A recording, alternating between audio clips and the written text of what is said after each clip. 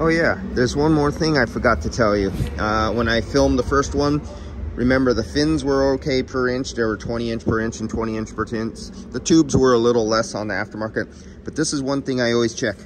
Does it have nitrogen inside of it? Is it positively pressure so no air gets in it? So you pull these and it should hiss. Absolutely nothing. And look, it's square and it's not even bigger than the hole. How does a square peg fit in a round hole and it's supposed to seal it airtight so air doesn't get into the system and saturate the desiccant material? So that means this desiccant material is completely worthless because moisture travels towards air. You know how if you have a cotton wick or a rope or a piece of material or a sponge and you have a glass and you touch the tip of the sponge and you just touch the water on the edge, and if you just leave it there, the water will crawl all the way up the sponge. This is how moisture works. And you have the desiccant material inside here.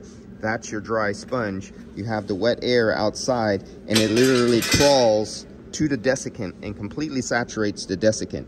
So this piece of POS, see, that's its POS number, piece of shit number. Yeah, totally worthless. This is 100% worthless.